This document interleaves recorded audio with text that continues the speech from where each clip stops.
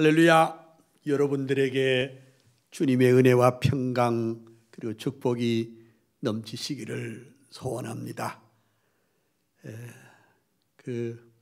전국에서 이 강의를 듣고 계시는 우리 전도사님들, 또 목사님들, 또 평신도, 또 장로님들, 그리고 여러분,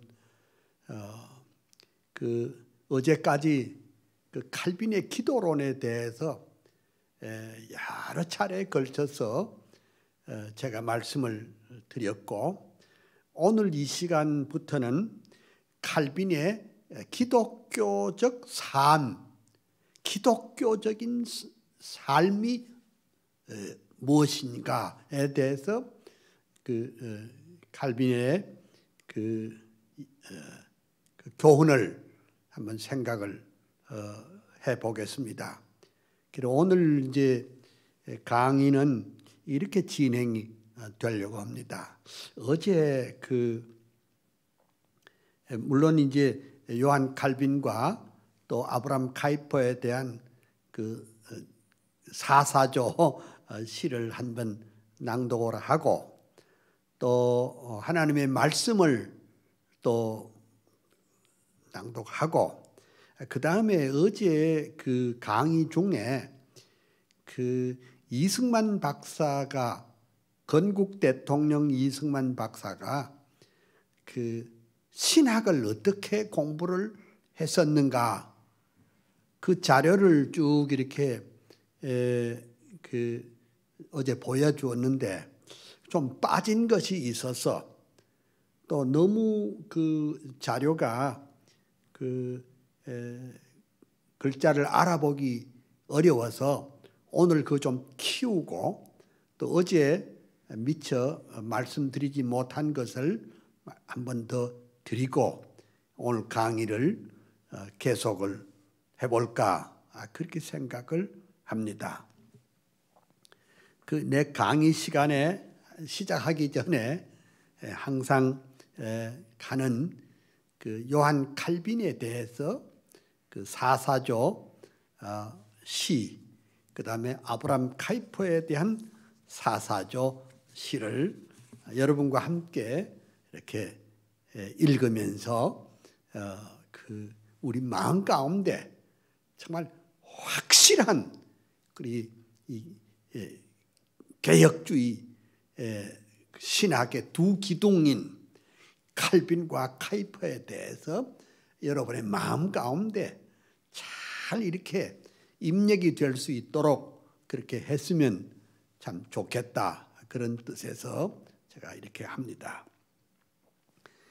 불란서의 동북 쪽에 노와연의 오랜 도시, 카톨릭의 집안에서 영명하게 태어나서 천재적인 어학실력 독서광의 칼빈 청년, 헬라어와 히브리어, 라틴어에 귀재되고 하나님의 말씀 안에 온전하게 붙들려 교부신학 인문학에 완전하게 통달하고 27 성경으로 기독교의 강요 쓰고 개혁신학 개혁교회 주투도를 세웠도다. 제네바의 생피엘의 개혁교회 목사되어 27년 세월 동안 말씀 목회 진리 수호 양떼들을 사랑하는 진실하신 목회자로 위대하신 강해 설교 교회개혁 선봉되다. 꿈에 그린 제네바의 아카데미 세우시고 경건으로 학문으로 인물들을 키워내어 주의 교회 개혁하고 제네바를 바꾸어서 성경 중심 운동으로 새 세계를 만들었다. 병약하신 육체에다 종합병원 요한 칼빈, 이단들과 자유주의 카톨릭의 공격에도 오직 성경, 오직 믿음, 오직 은혜 굳게 잡고 코람데오 코람데오 솔리데오 글로리아. 위대하신 목회자로 주석가로 교의학자, 설교가로 저술가로 행정가로 헌신하여 열정기도 겸손으로 주의 교회 세우시고 하나님의 주권 파수 일관하던 개혁자여 500년의 역사 따라 개혁사상 이룩해서 그의 사상 그의 불꽃 예수 사람 요한 칼빈, 한국교회 개혁교회 청교도의 신앙 따라 하나님의 말씀 중심 교회 중심 전통 이어 개혁주의 사상으로 정통교회 세우면서 영혼구원 진리파수 개혁신앙 보루되어 예수한국 복음통일 민족구원 완수해서 칼빈주의 사상으로 세계선교 이룩하세. 아멘. 감사합니다. 그 다음에 우리 또 카이퍼에 대해서 사사조 그 시를 읊으면서 같이 마음을 모아보겠습니다. 카이퍼. 아브라함 카이퍼가 가신 지도 100년이요. 작은 나라 홀란드에 목사 아들 태어나다. 25세 칼빈 연구 최고 학자 신학 박사, 26세 목사 되어 첫 번 목회 시작하다. 베이스트 목회 중에 역사적인 칼빈 부흥, 우트레흐트 암스테르담 대형교회 목사 되니 칼빈주의 화신으로 인본주의 대결하고 교회개혁 챔피언인 목회자요 교수였다. 불꽃 같은 대설교자, 성령사람, 말씀사람, 정치가로 당 총재로 상원의원 수상되어 하나님의 주권 중심 나라 위에 동분서주, 세상 문화 바꿔버린 작은 거인 카이퍼여, 일간지와 주간지에 50년간 편집하고 끊임없이 칼럼 쓰고 논문들을 쏟아내어 200권의 저술 남긴 위대하신 다작가여, 10개 머리 100개의 손 하나님의 일꾼이요, 프라야 대학교의 총장으로 취임 시에 영역주권 사상으로 세계관을 정립하여 교회, 정치, 경제, 사회, 문화, 교육, 예술, 학문 그 중심에 그리스도 왕이 되게 하시었다. 솔리데오 글로리아 오직 예수 오직 성경 큰 소리로 평생토록 뜨겁게 외치시더니 교회개혁, 사회개혁, 정치개혁, 문화개혁, 칼빈주의 부흥시킨 대학자인 카이퍼여, 한국교회 모든 목사, 모든 장로, 성도들아, 카이퍼의 칼빈주의 영역주권 사상받아 이원론적 세계관과 번영주의 그만두고 예수한국 복음통일 말씀으로 이룩하세. 자유주의, 인본주의, 합리주의 대결해서 칼빈주의 부흥운동 최전방에 전사되어 한국교회, 한국사회 새로운 꿈 심어주고 카이퍼의 칼빈주의 더욱 불타오르리라. 아멘. 할렐루야. 감사합니다. 아마 제 강의가 앞으로 이제 계속 되겠지만 이 강의가 다 끝난 다음에는 여러분이 그 귀에 다 이렇게 잘 못 박히고 여러분의 가슴에 또 박혀서 그 분명한 그런 그 칼빈주의 사상, 철학을, 신학을 갖게 될 줄로 믿습니다. 그리고 또 성경 로마서 12장 1절에서 13절까지 또 말씀을 생각을 해보겠습니다. 같이 읽겠습니다. 왜 이 본문을 택했느냐? 이 본문하고 오늘 제가 강의할 그 칼빈의 그 기독교적인 삶과 연결이 되기 때문에 그렇습니다. 또 사실은 칼빈의 신학의 중심이 성경이니까 이 성경의 내용을 잘 풀어서 정리정돈한 것이 바로 칼빈의 사상이 옳습니다. 제가 읽기를 시작합니다. 그러므로 형제들아, 내가 하나님의 모든 자비하심으로 너희를 구원하노니 너희 몸을 하나님이 기뻐하시는 거룩한 산제사로 드리라. 이는 너희의 드릴 영적 예배니라. 너희는 이 세대를 본받지 말고 오직 마음을 새롭게 함으로 변화를 받아 하나님의 선하시고 기뻐하시고 온전하신 뜻이 무엇인지 분별하도록 하라.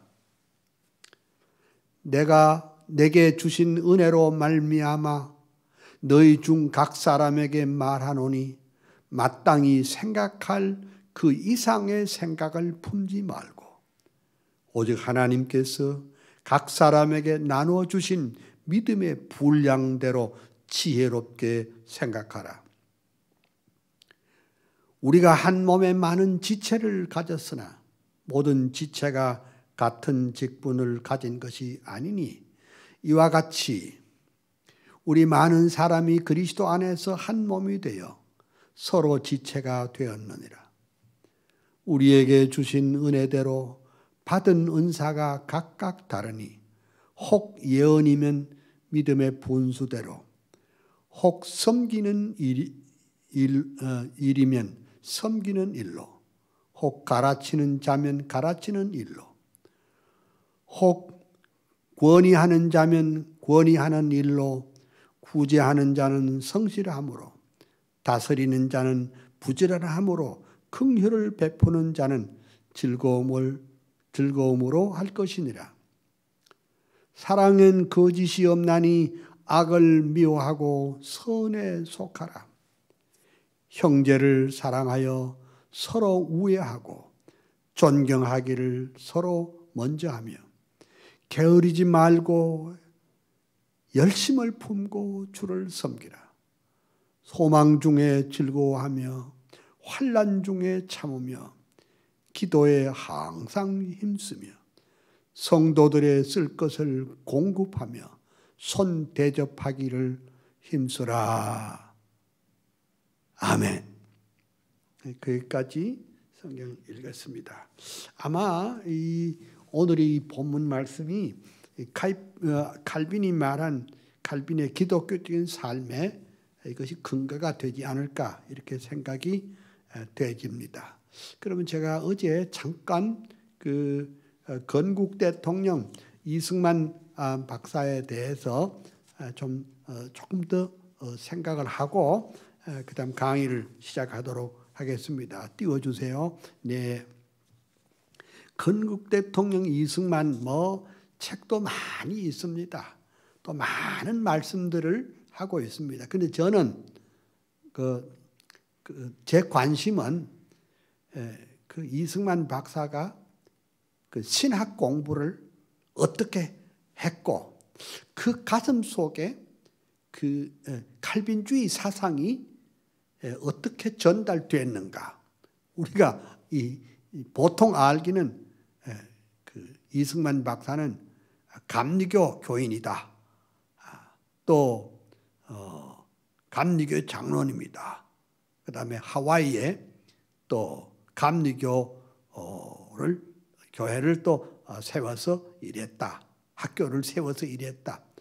그것도 틀린 말은 아니지만은 그 제 관심은 그 이승만 건국 대통령께서 그 미국의 유학 중에 누구에게 영향을 받았고 누구의 사랑을 받았고 무슨 그 신앙적인 입장을 가졌는가 이걸 이제 하는 것이 대단히 중요하다 그렇게 나는 생각을 했고 또 관심이 많고 우리 또 칼빈주의 연구원 안에 박물관이 있는데 그 박물관에 그런 그 기록들을 제가 갖다 놓고 있습니다.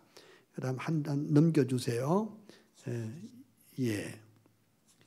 어제 이걸 얘기를 했는데 그 이승만 박사가 30살에 미국을 유학을 갔거든요. 근데 그때 이제 아마 그 많은 선교사들이 그 추천서를 아마 그 손에 쥐어졌죠. 근데 이제 미국에 가서 그 어느 교회에 출석을 하고 신앙생활을 했느냐? 바로 저기가 그 이승만 청년이 그 다니던 교회였습니다.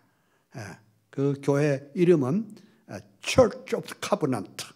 그러니까 Church of Covenant는 그 언약도의 교회인데 그 언약도의 교회라고 하는 것은 1638년에 국왕 찰스가 그 교회에 명령하기를 짐은 국가에도 머리고 교회에서도 머리라고 하자. 이 칼빈과 존 낙스와 멜빌의 신앙 노선을 지키던 그 언약도들이 그레이 프라이어스 교회당 에딘바라에 있습니다. 그레이 프라이어스 교회당 앞에 모여가지고 신앙을 고백을 합니다. 찰스 왕이 국가의 머리인 건 맞지만은 교회의 머리는 아니야. 교회의 머리는 오직 우리 주 예수 그리스도밖에 없다는 것을 이제 그 선포하고 거기다 다 사인을 했습니다. 그 사인을 했는데 그 후 그 1200명의 그 언약도들이 다 순교의 잔을 마셨습니다. 그러니까 우리가 지금까지 여기까지 우리가 교회가 온 것은 정말로 왕이든지 대통령이든지 하나님의 말씀에 어긋나면 분연히 일어나서 항거하던 이 언약도들의 그 신앙, 순교자의 신앙이 있었기 때문에 오늘 우리 한국교회가 있었다 하는 것을 여러분이 아시면 되고 바로 그 교회에서 이승만 박사가 출석을 했고 그 교회 담임 목사님이 누구시냐? 어제 말한 대로 20th 사무엘 그리고 햄린 목사님이었다. 근데 그때 그 담임 목사님의 그 파워가 어느 정도냐? 하버드 대학교의 이사장이요. 조지 워싱턴 대학의 이사님이야. 그러니까 이승만 청년을 이렇게 조지 워싱턴 대학에서 BA 학위를 할 수 있도록 다 도와주고 그 다음에 하버드 대학에 석사 학위를 하도록 도와주고 그 다음 어디로 보내느냐? 바로 프린스턴으로 보냈습니다. 다음 장 넘겨주세요. 이게 제가 재작년에 이 교회 그 이승만 박사가 그 청년이 그 섬기던 그 언약 교회가 이제 120년의 세월이 지내는 동안에 크게 지어졌습니다. 그래서 제가 재작년에 이승만 박사 자료 찾으려고 거기 가서 찍은 겁니다. 지내가십시다. 하나 더 지내가고요. 저게 이제 멀리서 본 지금 교회 이름은 바뀌었습니다. 교회 이름은 National Presbyterian Church 이렇게 되어 있는데 저 교회는 주로 워싱턴에 머물고 있는 대통령이 주로 나가는 교회입니다. 그래서 제가 재작년에 가서 아주 놀랐습니다. 저기는 영국의 여왕이 와도 저기 가서 예배를 하고 또 다른 나라의 수상이 와도 저기 가서 예배를 하는 그런 장소입니다. 그 다음 넘겨주세요. 이것이 이제 이승만 박사께서 이승만 청년이 프린스턴에 공부할 때에 저기서 말하자면 스튜어트 홀에서 저기서 그 수업을 했지 않는가 생각됩니다. 근데 그 캠퍼스에 가보면 건물이 참 많습니다. 근데 저기 아마 메인. 그 다음 보시겠습니다. 그 다음 이게 이제 카탈로그입니다. 프린스턴 신학교의 카탈로그입니다. 하나 넘겨봅시다. 하나 넘기세요.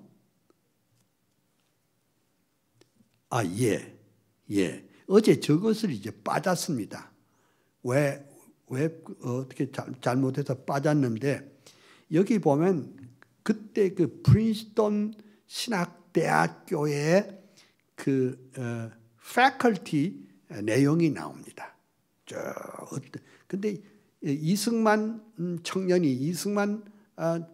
대통령이 거기서 신학 공부를 하실 때 당대에 내노라 하는 당대뿐만 아니라 현재도 마찬가지입니다. 최고의 그 교수진들이었습니다.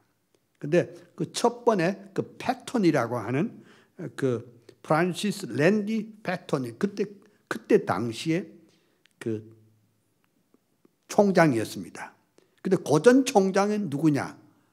우리가 잘 아는 대로 비비 월필드입니다. 비비 월필드. 그래 이제 그 두 번째 보면 그 비비 월필드가 있는데 비비 월필드는 뭐냐니까 그 말하자면 교의학의 전문가였습니다. 그러니까 세계 3대 칼빈주의 학자가 누구냐? 어제도 말했지만 카이퍼, 아브람 카이퍼, 또 헤르만 바빙크, 그리고 비비 월필드. 이 세 사람을 세계 칼빈주의 대학자입니다. 그 다음에 이제 그 구약학과 동양학의 유명한 교수인 데이비스 박사가 교수가 있고요. 그 다음에 이제 그 교회사에 더비트 교수가 있고, 그 다음에 이제 그 기독교 윤리학과 변증학에는 누구냐?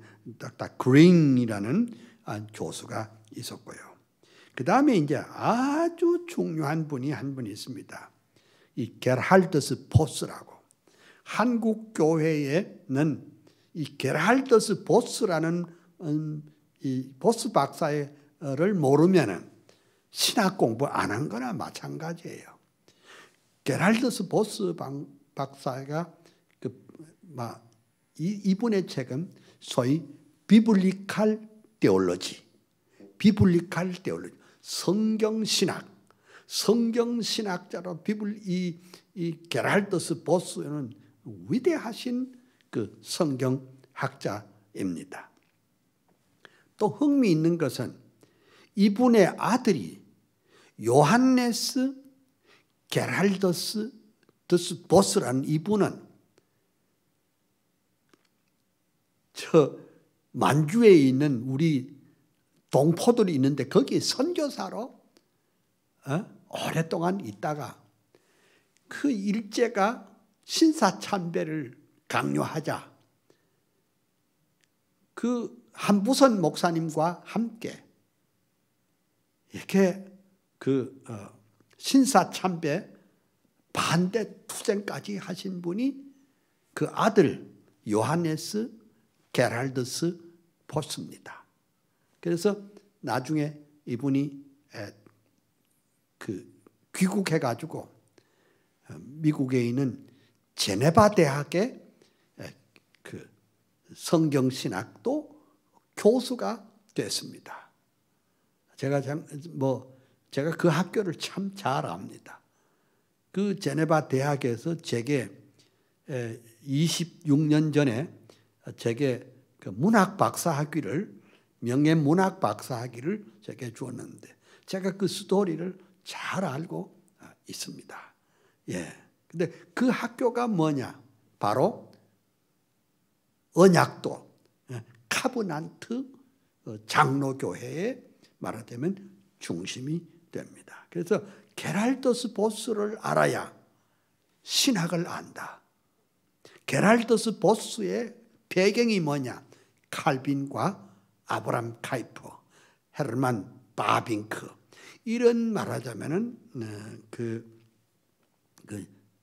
신학의 흐름을 가지고 있는데 그 게랄더스 보스의 신학의 핵심이 성경을 리뎀티브 히스토리칼 엑스파시토리 프리칭, 성경을 구속사적으로 강해하고 설교하는 그 법이 사실은 게랄더스 보스에게서 나왔다.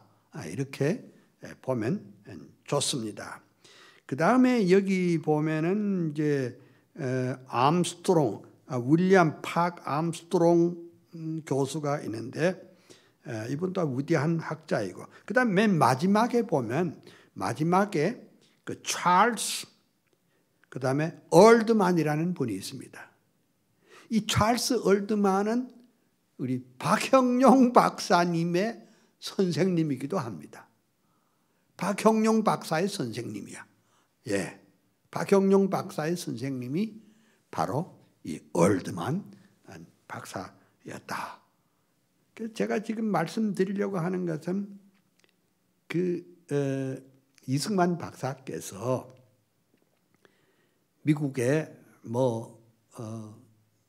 명문 대학인 조지 워싱턴 대학, 하버드 대학, 프린스턴에서 박사학위를 받았지만 가장 핵심적인 것은 그 정치학을 공부하기 전에 신학을 공부를 했다. 그러면 그에게 그 입력된 사상이 뭐겠느냐? 비비 월필드와 게랄더스 보스, 그 다음에 얼드만 박사에게서 배웠고 그들이 설교를 들었다면 그건 딴 게 아니고 바로 아브람 카이퍼의 사상, 칼빈의 사상을 그대로 받았다. 그럼 왜 아브람 카이퍼의 사상을 직접 받았느냐? 아니요. 1898년에 비비 월필드가 아브람 카이퍼를 초청해서 특강을 했고, 그때 당시에 이승만이 그 프린스턴에서 공부할 시기가 말하자면 프린스턴의 칼빈주의 신학운동의, 칼빈주의 사상운동의 전성기였다. 그래서 제가 어제 잠깐 말씀드린 대로 그 이승만 박사의 가슴 속에 우리 대한민국, 우리 조선이 말하자면 독립이 된다면 기독 입국할 것이다. 예수 중심한 나라, 복음이 중심된 그런 나라, 하나님이 중심된 나라, 그리스도가 중심이 된 나라, 성경이 중심이 된 나라를 세워보겠다고 하는 것이 그의 가슴에 입력이 됐다. 저는 그렇게 생각합니다. 왜냐하면 그때 그 분위기를 봐서. 그래서 여러분이 어제도 이제 말씀드렸지만은 우리나라가 이승만 박사가 헌법을 만들고 나라를 선포하면서 이윤영 의원 앞으로 나오셔서 기도로 시작합시다. 여기 믿는 이도 안 믿는 이도 다 같이 기도합시다. 그래서 다 국회의원들이 다 일어나서 하나님 앞에 기도한 것은 이거요 세계 역사에 없는 일입니다. 어제 조지 워싱턴이 눈밭에서 기도한 것도 그거 중요하지만 이렇게 공식적으로 예수 한국 복음 통일 이렇게 생각하면서 기도로 시작하면서 헌법을 공포하고 나라를 세운 것은 대한민국이 유일하지 않는가 그렇게 생각합니다. 그 다음에 이제 이제 지금 여러분이 보고 계시는 게 그게 이제 파티얼 스튜던트입니다. 그러니까 이승만은 그 프린스턴 대학의 목표가 있었지만은 신학교에서 먼저 강의를 들었습니다. 그래서 여기 그때 이제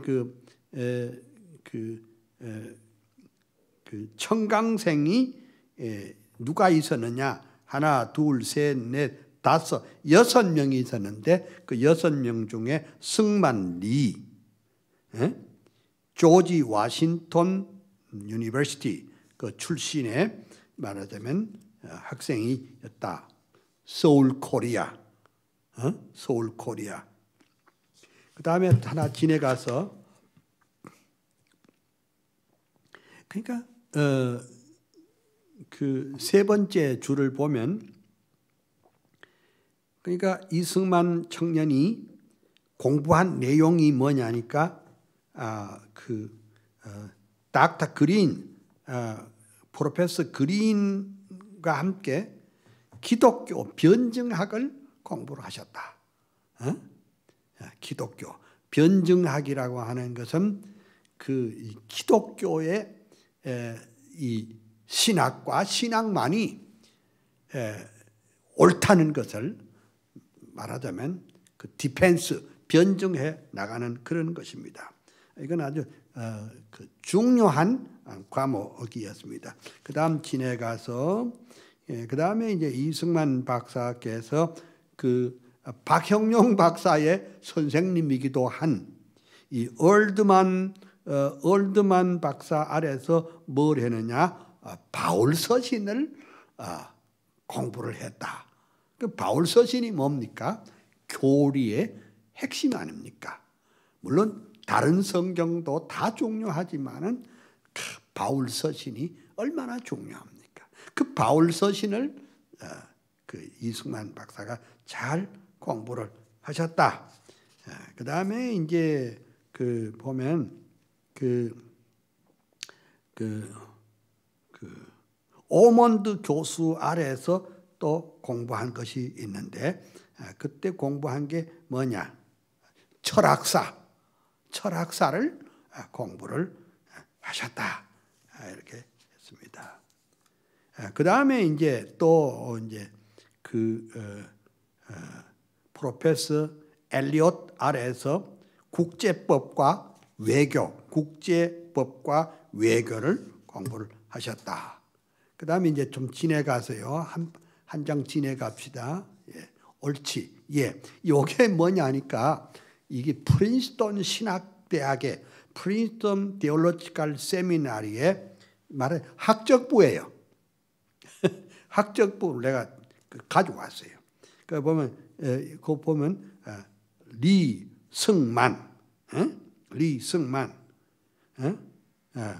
그때 이제 그 대통령으로서 이제 그 이승만을 이렇게 정리를 한 겁니다. 그러니까 아버지는 이경선이고, 그 다음에 또 김씨고, 그리고 1875년 3월 26일생이고, 뭐 이런 것을 여기에 쭉 썼습니다. 그래서 조지 워싱턴 대학의 BA, 하버드 대학교의 MA, 프린스턴 유니버시티의 PhD, 그 거기 1910년입니다. 뭐 이런 내용이 여기에 쭉 있습니다. 그 다음에 이제 그 하나 지내가서 그것도 지내갑시다. 그것도 지내갑시다. 그 이승만 박사의 친필이 있고, 그 다음에 요게 어제 잠깐 얘기했지만은 이 기숙사 이름이 그 하찌홀입니다. 하찌는 누구냐? 프린스턴의 그 초대 교의학, 위대한 교의학자, 대칼빈주의 학자인 찰스 하찌를 기념해서 그 지은 기숙사가 있는데, 이 기숙사에서 여기 1909년에 여기서 그 공부하시던 것을 사진으로 남겼는데, 근데 재미나는 건요, 이승만 청년이 신학교를 1년 하고 그 다음에 그 정치 외교학을 해도 공부는 계속해서 여기서 이거는 그 이상하게 이 신학교 기숙사에서 공부를 하신 것을 우리가 알 수가 있습니다. 그 다음에 그 한 장 넘기면 여기 그 프린스턴 신학교 학생들과 그 사진을 찍었는데, 여기 그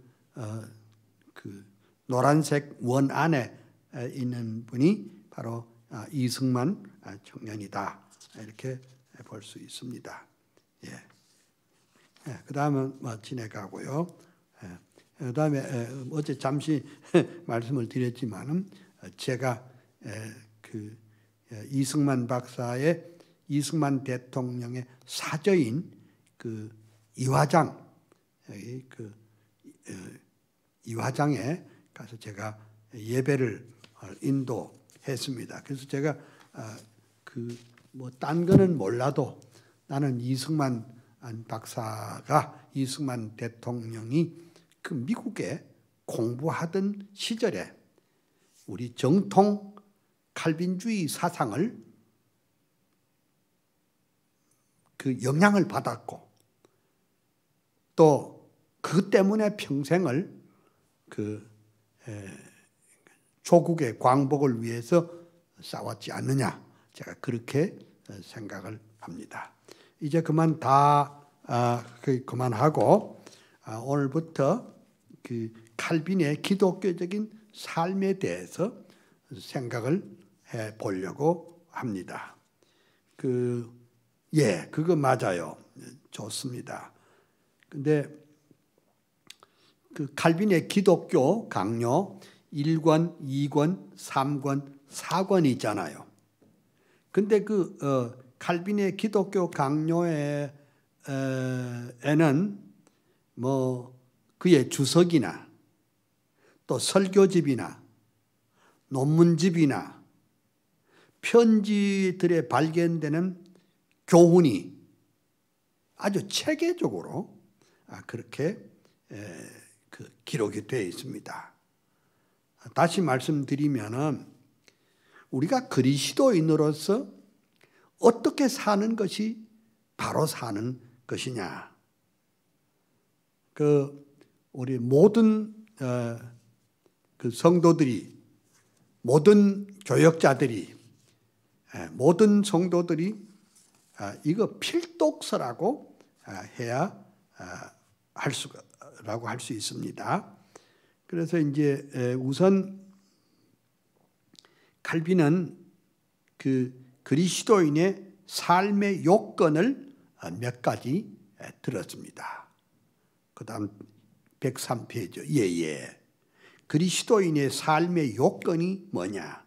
첫째, 성경의 가르침과 철학자들의 가르침을 좀 이렇게 뭐라고 그러는지 좀 구별시켜 놨습니다. 성경 각 곳에 오늘 읽었던 뭐 로마서 12장 1절 이하의 말씀과 뭐 여러 가지 바울 서신에 그 여러 군데 있는 것처럼 성경 각 곳에 우리가 참 그리스도인으로서 삶의 모습을 보여주는 말씀이 참 많은데 그걸 우리가 잘 이해하는 것이 참 중요하다. 그런데 경건한 사람들이 어떻게 올바르게 질서 있게 살 수 있는가? 그것이 중요합니다. 그러나 철학자들은 야망을 가진 자로서 자기들의 탁월한 지혜를 과시하기 위한 논리를 제시하려고 하나 성경의 가르침은 말씀과 성령으로 삶의 보편적인 원리를 제공한다. 이렇게 생각할 수가 있습니다. 그러니까 그 성경을 아는 사람과 철학을 아는 사람하고는 다르다 이 말이죠. 성경을 아는 사람은 하나님의 그 말씀과 성령을 통해서 그 삶 속에서 그리스도인의 참 모습을 보여주어야 한다는 것입니다. 근데 제가 여기 이 강의를 시작하면서 이제 하나 생각해야 될 것은 우리가 말하는 것은 하나님 앞에 경건하게 살아야 된다는 것인데 최근에 우리 한국 교회는 이 경건이란 말이나 또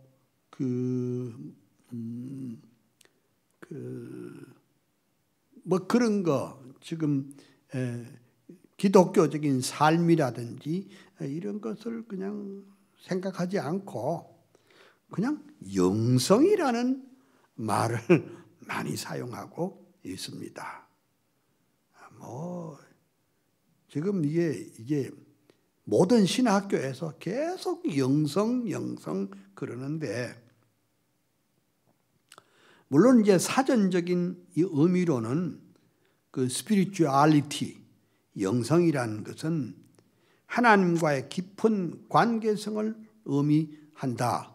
뭐 그렇게 이제 볼 수가 있는데, 근데 저는 이제 가능하면 영성이란 말을 쓰지 않았으면 하는 것이 제 생각입니다.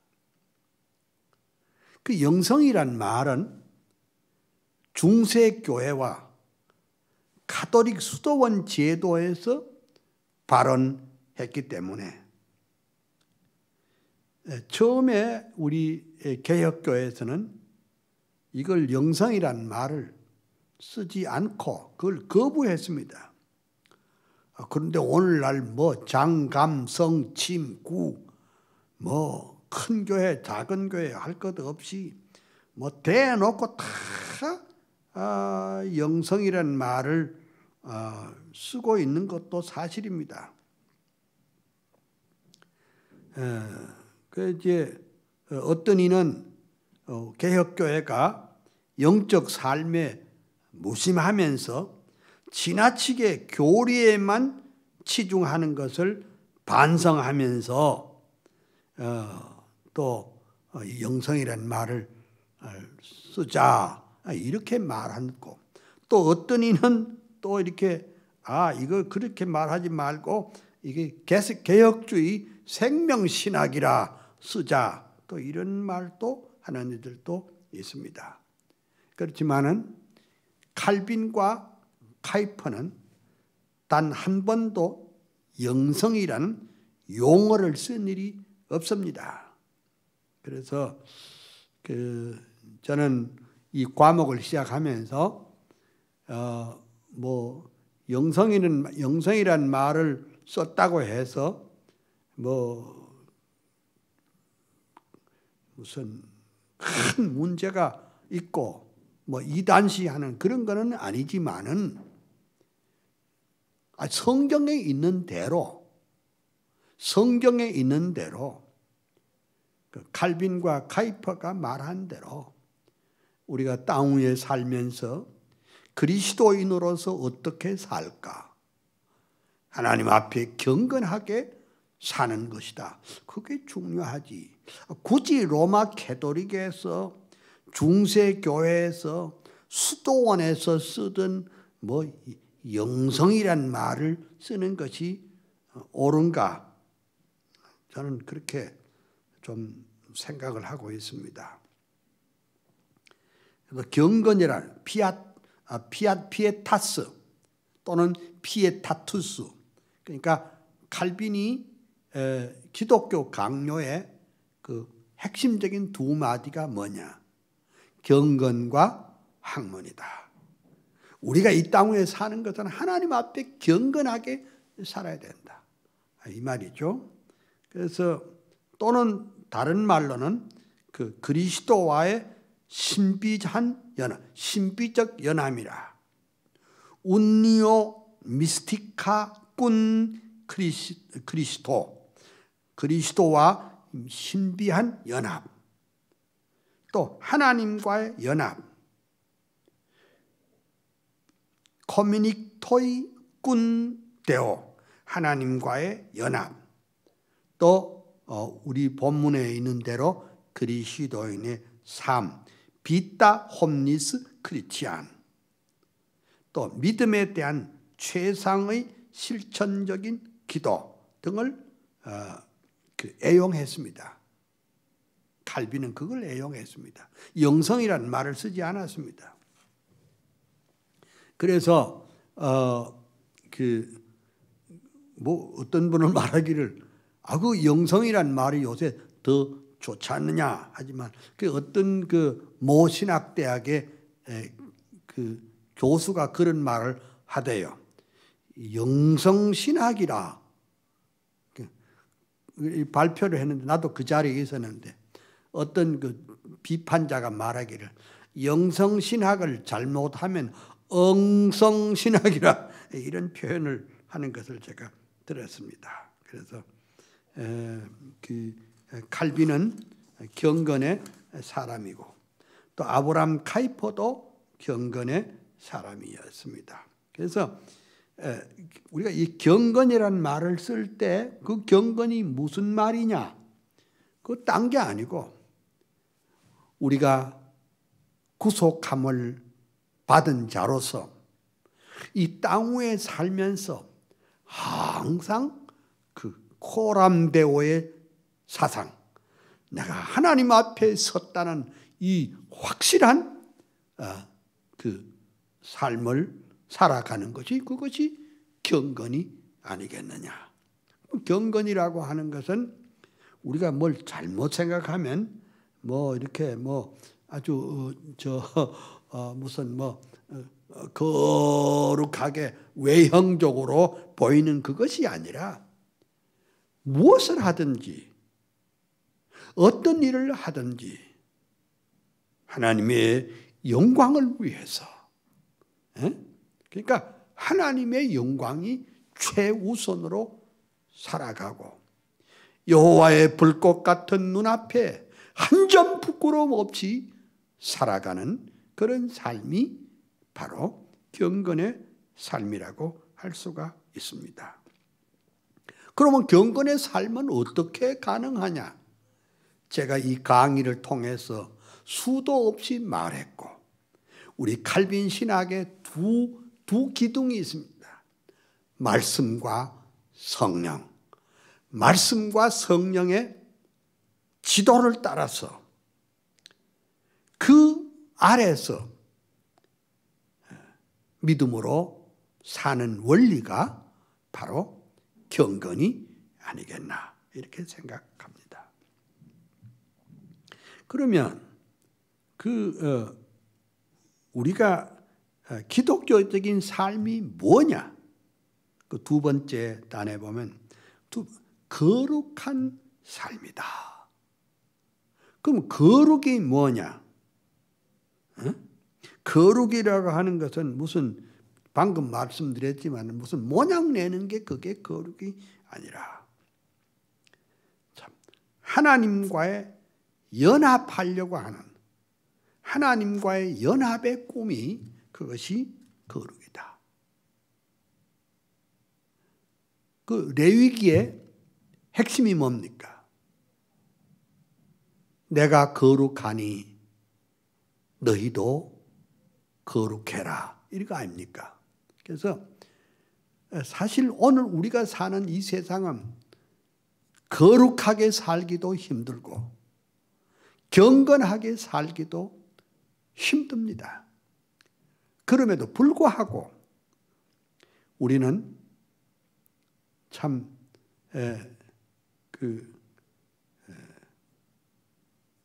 포도나무 가지가 그 원둥치에 붙어서 있는 것처럼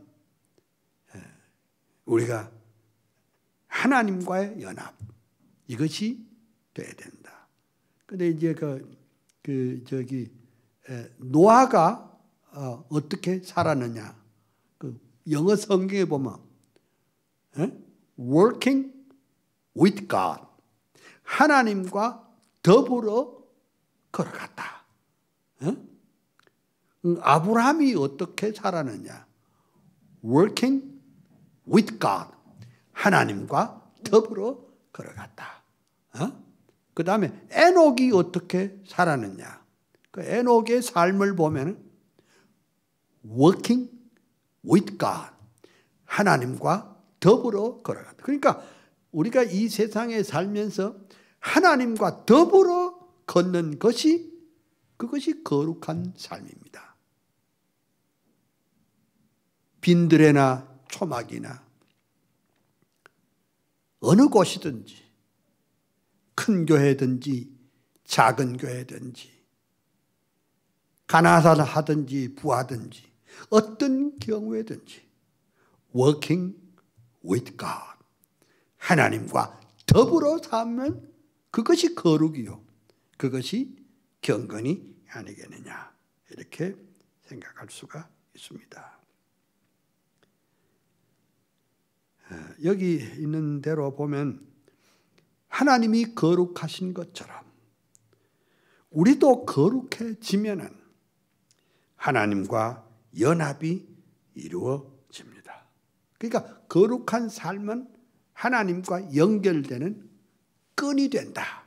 이렇게 그 칼빈은 말했습니다.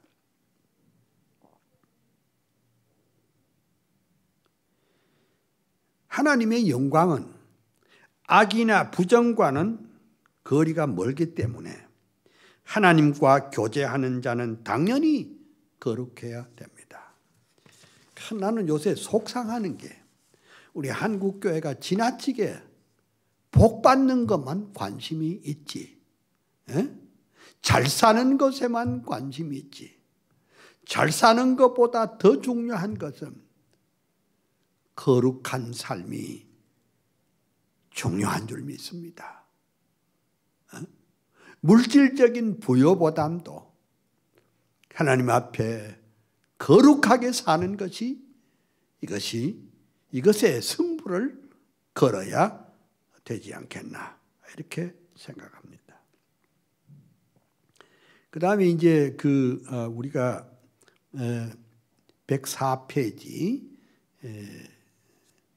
104페이지입니다. 한 장 넘겨주세요. 예. 그러면 우리가 그리스도인의 삶의 요건이 뭐냐? 세 번째가 뭐냐? 그리스도인의 삶은 하나님의 구속의 은혜에 대한 응답으로 살아야 됩니다. 성경은 우리를 더 잘 일깨우기 위해서 성부 하나님께서 그리스도 안에 우리를 자기와 화목시켰습니다. 그러니까 참 우리가 왜 이 땅에서 진실하게 거룩하게 살아야 되느냐? 왜 그리스도인의 삶이란 독특하냐? 그거 딴 게 아니고 하나님의 말로 다 할 수 없는 구속의 은총을 받았기 때문입니다. 정말 우리가 죄인 되었을 때 그리스도께서 우리를 위해서 십자가에 죽으시고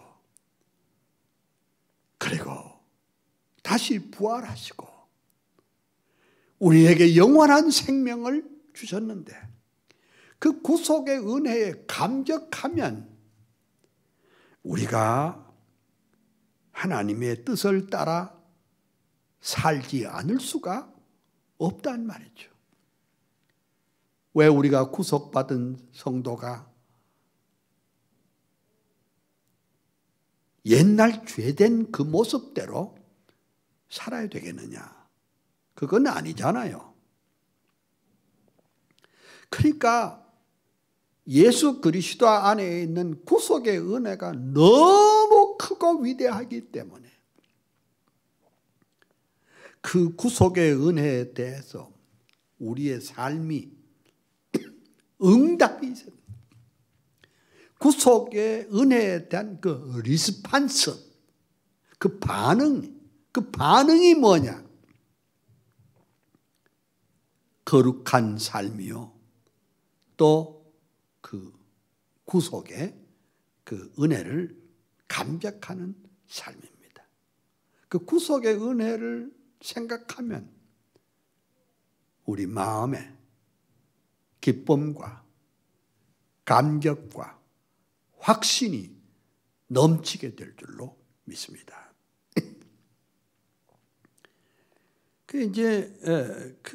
우리는 본래 죄인이기 때문에 하나님 앞에 나갈 수가 없었지요. 그런데 예수 그리스도의 십자가의 대속의 죽음을 통해서 우리가 하나님과 원수되었던 우리가 하나님과 화목이 이루어졌다. reconciliation. 화목이 이루어졌다. 그래서 우리가 하나님 앞에 담대하게 나아갈 수밖에 없습니다. 암만 생각해도 나는 부족하고 나는 죄인이지만 주께서 죽으심으로 우리와 하나님 사이에 화목제물이 되셨어. 그래서 주의 공로로 감격해서 살 수밖에 없고 그 감격해서 사는 삶이 어때요? 경건하게 하나님 중심하고 살아야 되겠다. 그런 것입니다. 그러면 왜 하나님께서 우리같이 부족한 종들을, 우리같이 부족한 죄인을 하나님께서 왜 받아주셨느냐? 그러니까 영접하는 자, 곧 그 이름을 믿는 자들에게는 하나님의 자녀가 되는 권세를 주셨는데 왜 그랬을까? 그 조건이 있습니다. 그의 삶 속에서, 우리들의 일상의 삶 속에서 하나님의 영광을 드러내고 예수 그리스도를 높이고 드러낸다는 그런 조건으로 우리를 받아주신 겁니다. 또 우리가 그리스도의 이름으로 구속함을 받았으면 또 그렇게 살아야 되는 것이 그것이 또한 원칙이다. 이렇게 보았습니다. 그 다음에 성령께서 우리를 하나님께 성전으로 드렸으니 하나님의 영광을 밝히 드러내도록 최선을 다해야 합니다. 우리를 하나님께서 그리스도의 핏공로로 값없이 의롭다 함을 얻었기 때문에, 주셨기 때문에 우리의 삶이 어떠해야 되느냐? 하나님의 영광을 밝히 드러내도록 최선을 다해야 한다. 이것이 그리스도인의 기독교적인 삶의 모습입니다. 근데 나는 저도 이제 목사인데, 목사로서 53년 동안 제가 목회도 해보고 또 신학교 교수로서 평생을 했는데, 우리 한국 교회가 그냥 하나님께 영광 돌린다는 것을 하나님 앞에 영광의 박수로 요새 그런 집회 가면 다 그래요. 여러분, 하나님 앞에 영광의 박수를 보내자. 글쎄 그냥 지내갈 수도 있는 말이지만은, 우리가 하나님 앞에 영광 돌린다는 그 말을 너무너무 해프게 쓰는 것 같아요. 마치 사람에게 박수 치면 그 사람 높이듯이 하나님에게도 영광의 박수 한번 치면 그게 하나님 앞에 영광이 되는 것으로 생각하는데 그거 아니잖아요. 여러분 그렇게 생각하지 않습니까? 지금 우리 한국 교회는 좀 특이한 문화를, 한국 교회 특이한 문화가 있습니다. 하기사 통성 기도도 피아노 반주, 올겐 반주를 하면서 통성 기도하는 나라니까 내가 그 잘못됐다는 건 아니고 그런 문화가 있어요. 우리 다 같이 하나님 앞에 영광의 박수를 올리십니다. 그러면 영광의 박수 한번 치면은 하나님 앞에 모든 영광 다 돌아갑니까? 예? 우리가 이 영원한 생명을 받은 구속의 은총을 받은 사람으로서 하나님만이 참되시고 하나님만이 존귀를 받아야 하고 하나님만이 우리의 구주가 되시고 그것을 내 마음에 간직하고 삶으로서 찬양으로서 그리고 우리의 구체적인 삶의 현장에서 그렇게 살아야지. 어쩌다가 박수 한번 쳤다고 하나님 앞에 영광 되는 겁니까? 그거는 아니잖아요. 성령께서 참 우리 마음을 감동하시고 먹든지 마시든지 무엇을 하든지 하나님의 영광을 위해 하라 그랬습니다. 그러면 제가 지금 물 한 잔 마셔보겠습니다. 어째 영광이 되는 것 같습니까? 그런 뜻은 아니잖아요. 그러니까 먹든지 마시든지라는 말의 뜻이 무슨 뜻입니까? 우리의 삶의 가장 기본적인 단위에서부터 하나님 제일주의, 하나님만 우리의 삶의 모든 것인 줄 알고 그의 말씀에 순종하고 그를 위하고 그를 높이고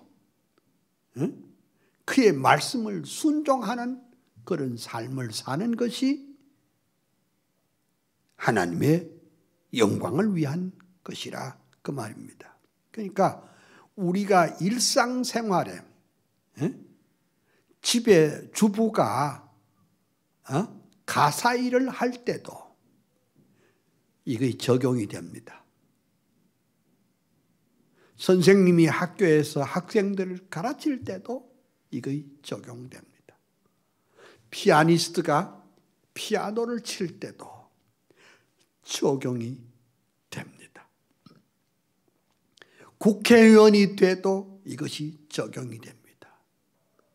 판사가 돼도 변호사가 돼도 이것이 적용이 되는.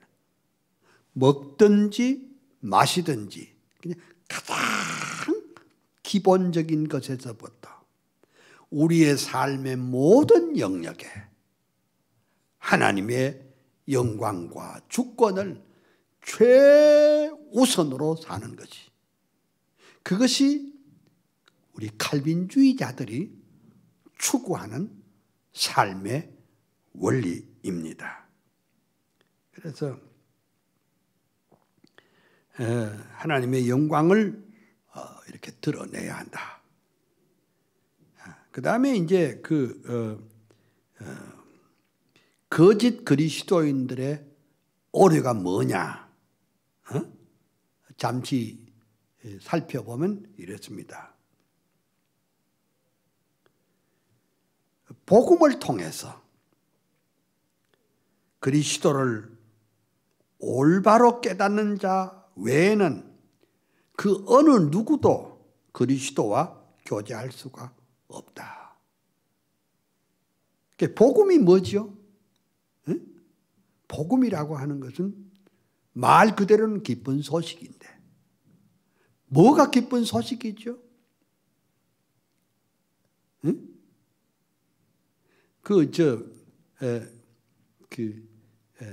기쁜 소식이라고 하는 것은 바로 예수 그리스도께서 영광의 보좌를 버리시고 땅 위에 오셔서 죄인들을 위해서 십자가를 지시고 죽으시고 부활하신 이 사건이 바로 복음입니다. 복된 사건입니다. 이게 복된 사건입니다. 예. 야, 이게 복된 사건이란 말이죠. 예? 그래서 우리 박윤선 박사님은 이것을 뭐라고 그랬느냐? 크라이스트 이벤트, 그리스도 사건이라고 그랬습니다. 복음은 곧 캐리그마인데, 캐리그마가 뭐냐? 캐리그마는 바로 크라이스트 이벤트, 그리스도 사건이라, 이렇게 말할 수 있습니다. 그런데 그거 모르면은, 그거 모르는 사람이 성경을 알아요? 예수를 알아요? 하나님을 알아요? 모른다고. 그러니까 우리가 참 이 십자가의 복음을 알면은 우리의 삶이 달라져야 되겠죠. 변화되어야 되겠죠. 새로워져야 되는 겁니다. 그래서 예수 그리스도의 크라이스트 이벤트, 그리스도 사건은 바로 역사의 중심이 된다. 근데 여러분, 요새 이게 소위 말하자면 이 못된 그 좌파 운동, 그러니까 여러분, 좌파 운동은 반드시 공산당 운동하는 사람은 아니고 이 진리 체계를 없이고 인간이 그 인본주의 사상을 가진 사람들 다 좌파입니다. 그러니까 역사학자들 가운데도 좌파가 많아요. 어떤 줄 압니까? 그러니까 BC 하면은 비포 크라이스트 아닙니까? 그리스도 오시기 전에. 그 다음에 AD 하면 그리스도 오신 후에. 그러니까 그 중심에 예수가 중심이죠. 그런데 그 인본주의 학자들, 기분 나쁘잖아요. 왜 역사를 예수 중심 했느냐? 예수 빼자. 그래서 지금은 바뀌었다는데도 잘 모르겠어요. 이 국립중앙방송국에 제가 갔죠. 앞에서 보니까 BC가 없어졌어요. 그럼 뭐라고 되는 게 BCA 이렇게 썼어요. 그래서 여보시오, 내가 직원을 불렀어요. BCA가 뭐예요? BC가 아니고. 아무도 아는 사람이 없어요.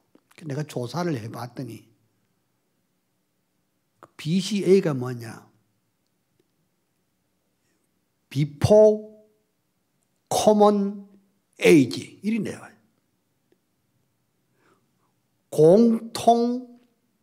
공동 연대 이전에 예수를 빼버렸어요. 제가 이게 문제 제기를 했는데 지금은 좀 바꿨다는 말이 있는데 제가 몇 달 전에도 국립중앙박물관에 내가 확인하러 갔더니 코로나 때문에 못 들어간다고 그래서 제가 확인을 못했습니다. 이직거리를 하고 있어요. 예? 좌파 운동하는 이 역사학자의 머리 가운데는 예수가 기분 나쁘거든. 응? 그 크라이스트 이벤트, 그 그리스도 사건,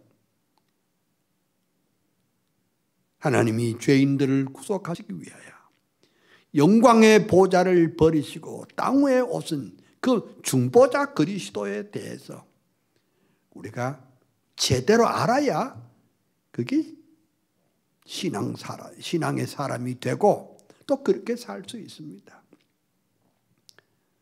우리가 주의 일을 하려고 할 때 그냥 내 속에 있는 어떤 열정 가지고 하는 게 아니고 예수 그리스도의 구속의 은혜에 감격해서 그렇게 살아야 될 것입니다. 그 다음에 이제 또 칼빈의 입장이 뭐냐? 진리에 대한 지식은 말에 있는 것이 아니고 삶에 있다. 여러분, 진리의 지식은, 진리에 대한 것은 말이 아니고 구체적으로 그렇게 살아야 된다. 당연히 옳은 말씀이죠. 그런데 우리가 늘 부족한 것은 뭐냐? 머리는 되는데 삶이 없어요. 이건 내가 이런 말을 해야 될지 모르지만은 제가 이제 평생을 칼빈주의 운동을 하고 또 칼빈 박물관을 지금 만들어서 그건 36년째 이렇게 하는데 그 사람들이 내게 물어요. 아이고 총장님, 이거 이제 연세도 많이 들었고 이거 이제 언제 하나님이 불러가실지도 모르는데 후계자가 있어야 안 됩니까? 후계자가 있습니까? 그런 말을 제가 일주일에 몇 번 듣습니다. 근데 제가 이런 말을 했습니다. 왜요? 그걸 내가 늘 생각하고 있죠. 그렇지만은 사람이 머리는 있는데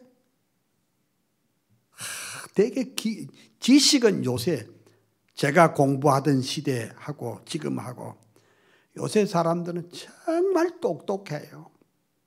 지식도 많고 지식은 있는데 가슴이 없어.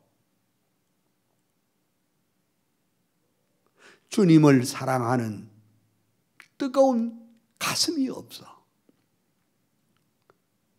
근데 또 가슴이 있는 사람은 이게 머리가 안 돼. 근데 머리하고 가슴은 있는데 발이 안 돼. 삶이 없어. 그래서 내가 여태 지금 이렇게 하고 있는데, 내 대답은 하나님이 알아서 하시겠지요. 그렇게 하고 마는데, 사실 제가 걱정은 걱정입니다. 걱정은 걱정이에요. 에? 뭐 사람이 지식이 많이 들었다고, 에? 또 지식도 바른 지식이 들어가야지. 에? 바른 개혁주의적인 그런 확고한 신학과 신앙이 있어야 되겠고, 또 헌신이 있어야 되겠고, 주님을 사랑하는 뜨거운 가슴이 있어야 되지. 에? 머리만 있고 입만 있으면 안 된다. 내가 그렇게 말을 합니다. 참 진리에 대한 지식은 말에 있지 아니하고 삶에 있다. 그러니까 오늘 우리 한국 교회가 어려운 가운데 있는 것은 바로 이 부분입니다. 말은 잘하는데 삶이 없어요. 그런데 뭐 삶이라고 하는 것은 뭐 한순간에 되어지는 것이 아니라 그 일생 동안 그 삶이 참 한 길로 외길로 가야 되지 않겠느냐. 그래서 이제 뭐 제가 자꾸 이런 말을 합니다. 나 복 받았다. 왜 복 받았느냐? 난 딴 게 아니고 내 선생님을 잘 받들어 모셨다. 그러니까 세월이 지난다고 해서 했딱 변한 것이 아니라 꾸준하게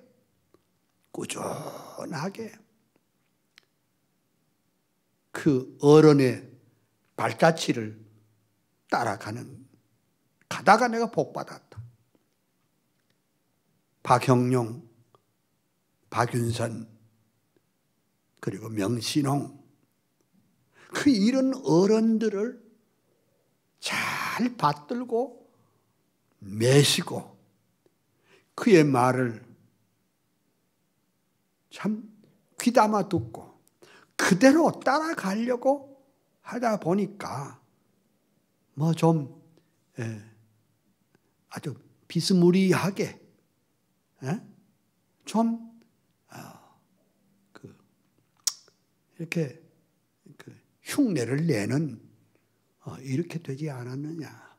근데 내가 제자들을 많이 키워보지만은 너무너무 훌륭해요. 제가 키운 제자들이 다 훌륭하지만은 다 자기 중심으로 이해타산으로 생각을 하는 사람이 대부분이더라. 그렇게 생각합니다. 그러니까 사실 그러면 우리 아이들은 나를 잘 아느냐? 우리 아이들도 저를 몰라요. 저를 잘 몰라요. 뭐 어쩔 수 없는 것이죠. 그래서 여기 이제 칼빈의 생각을 조금 더 말하고 마치겠습니다. 교리는 반드시 마음속으로 들어가 우리의 일상생활에 전해져서 그로 말미암아 우리에게 변화가 일어나야 하고 반드시 열매를 맺어야 한다. 그렇죠. 그러니까 우리 한국 교회의 문제가 뭡니까? 교역자도 그렇고 평신도도 그렇고 교리는 교리대로 삶은 삶대로 이게 다 막 각자 굴러가요. 그러니까 이게 모순이 되죠.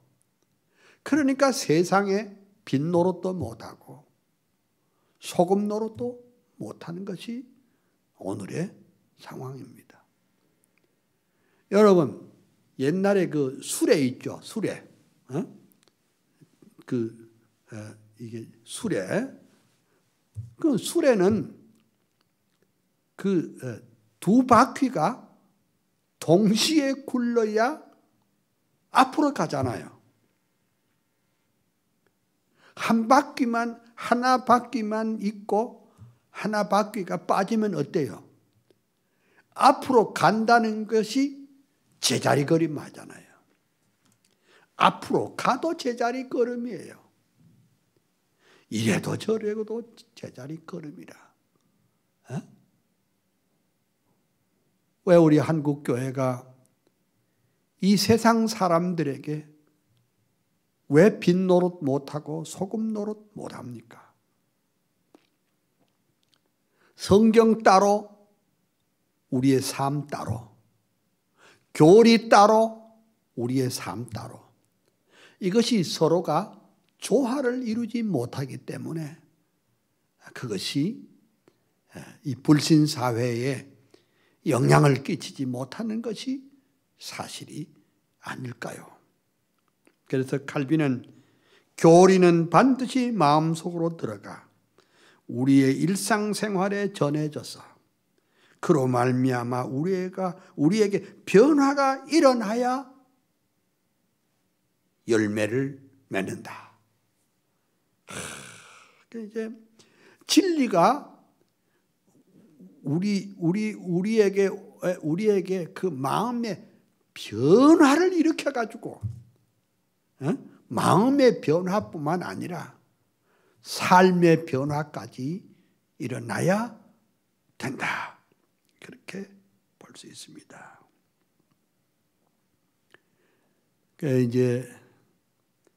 그러나 거짓 그리스도인은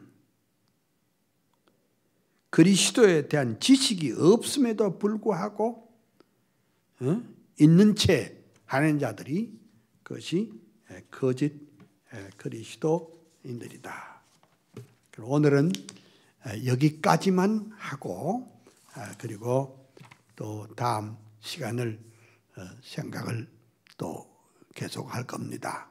앞으로 이 교제의 그 방향은 칼빈의 기독교적인 삶을 쭉 하다가 그 다음에 칼빈의 국가관까지 하고 그 다음에 그동안 우리 칼빈의 중요한 문헌들을 쫙 한번 해설하고 또 설명을 한 연후에 그 다음 스텝으로 아브라함 카이퍼의 사상으로 넘어가도록 그렇게 하겠습니다. 참 제가 지금 고마운 것은 제 책 아브라함 카이퍼의 사상과 삶이 독일어로 지금 번역 다 됐고 그리고 3월 달에 출판 지금 하고 있고 기다리고 있고 이상하게 또 불란서에서 내 책이 또 번역이 다 됐습니다. 그것도 이제 출판을 기다리고 있습니다. 그래서 그 아브라함 카이퍼의 그 활동 상황에 대해서는 중간중간 좀 말씀을 드리고 아브라함 카이퍼의 사상에 대해서 말씀을 강의를 하고 그 다음에 지난 다음에 뭘 하겠나? 지난 다음에는 제가 여러분들에게 실천신학 개론인데 그 실천신학 개론도 칼빈주의적인 시각에서 실천신학 개론을 제가 특별히 강의를 해보도록 하겠습니다. 여러분들에게 주님의 은혜와 평강 그리고 축복이 넘치시기를 소원합니다. 기도하겠습니다. 할렐루야. 하나님의 크신 은혜, 축복을 인해서 감사, 찬양, 영광, 존귀 올립니다. 이 강의를 듣고 있는 사랑하는 주의 자녀들에게 하늘의 복, 땅의 복으로 넘치도록 채워주시고, 저들의 마음속에 예수 그리스도를 소유한 그 놀라운 은총과 기쁨이 넘치게 하여 주시옵소서. 저들의 간구, 기도, 소원 이루시고 앞으로 주님의 나라를 위해서, 주의 교회를 위해서 큰일 많이 하게 하여 주시옵소서. 감사하옵고 예수님 이름으로 기도합니다. 아멘.